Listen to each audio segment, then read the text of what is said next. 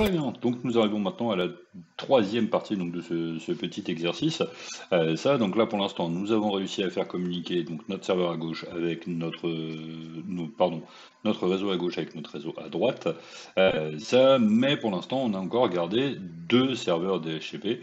Ok, mais notre objectif à nous sur un réseau, ce n'est d'avoir au final qu'un seul serveur, ok, et pas un par sous-réseau. Parce que sinon, je laisse imaginer le coût que ça aurait pour une entreprise et au niveau de l'administration, à quel point ça pourrait être compliqué pour nous.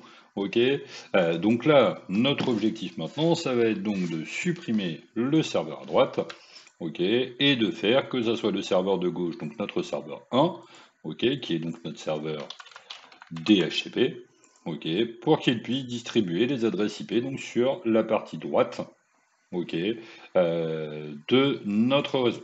Ok, la première étape pour ça, déjà vous reprenez sur les postes, n'oubliez pas statique DHCP, hop, statique DHCP,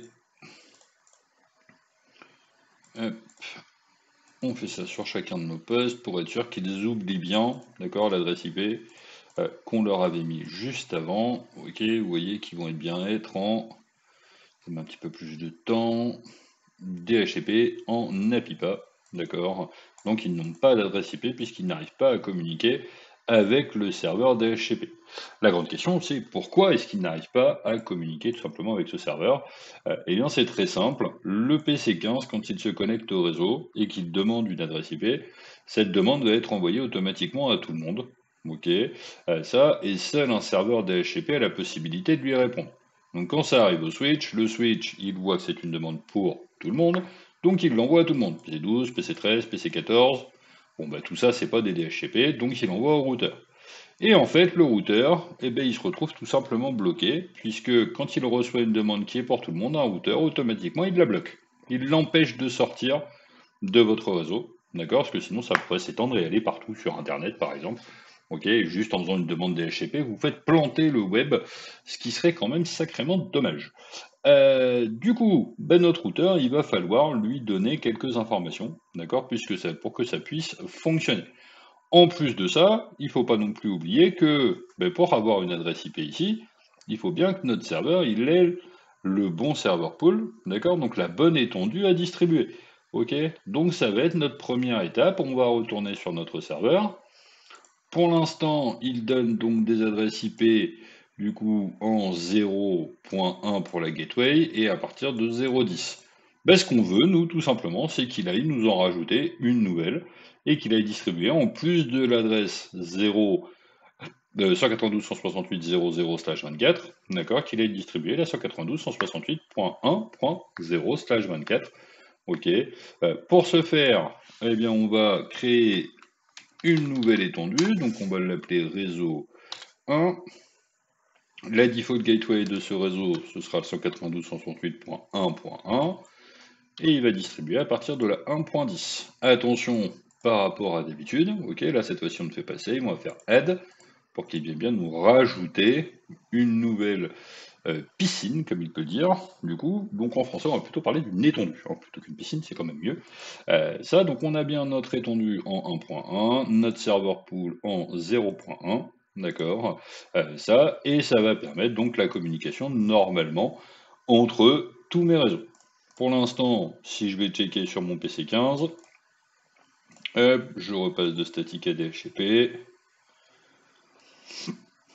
Est-ce que ça va fonctionner à votre avis? Eh bien, bien sûr que non, puisque comme j'ai dit juste avant, il faut bien faire la configuration de notre routeur. Ok?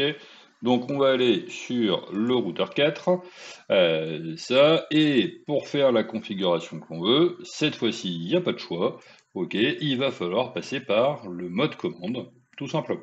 Donc on va aller sur CLI. Ici, vous pourriez avoir des choses de noter, du type, là vous voyez, routeur, entre parenthèses, config, hashtag. Pour être sûr de ne pas avoir de problème, vous commencez toujours par taper end, d'accord, ce qui va vous ramener au tout début. Comme ça, vous êtes sûr de pouvoir bien choisir là où vous allez.